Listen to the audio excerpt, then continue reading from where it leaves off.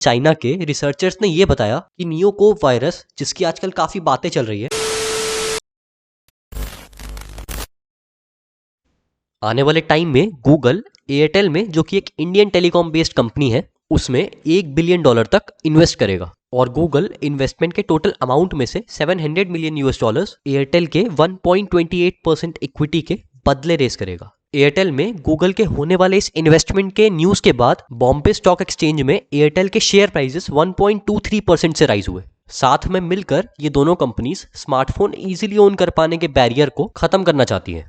2020 में भी गूगल ने जियो की 7.73% इक्विटी एक्वायर की थी, जो कि टेलीकॉम इंडस्ट्री में एयरटेल की एक राइवल कंपनी है।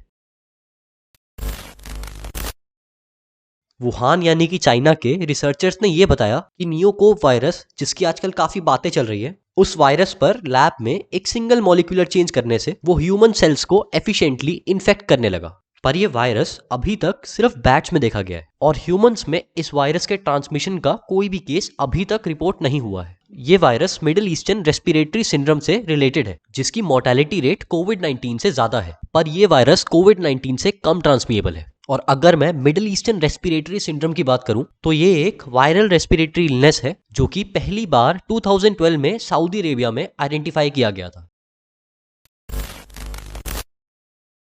इंडिया का largest electronic vehicle charging station, जिसमें 100 चार्जिंग पॉइंट्स है फॉर 4 व्हीलर्स इंक्लूडिंग 74 AC यानी स्लो चार्जर्स और 24 DC यानी फास्ट चार्जर्स, वो 28 जनवरी को गुरुग्राम में ओपन हुआ। इस प्रोजेक्ट को national highway for electronic vehicles company ने as a pilot project launch किया है। और पायलट प्रोजेक्ट मतलब स्मॉल स्केल इंप्लीमेंटेशन किसी भी प्रोजेक्ट का जो उस प्रोजेक्ट के वायबिलिटी को दिखा सके। उस इलेक्ट्रॉनिक व्हीकल चार्जिंग स्टेशन पर अभी 96 चार्जर्स वर्किंग है, जो कि एक दिन में 576 इलेक्ट्रॉनिक व्हीकल्स तक चार्ज कर सकते हैं। और इससे पहले इंडिया का जो largest electronic vehicle charging station था, वो नवी मुंबई में लोकेटेड था।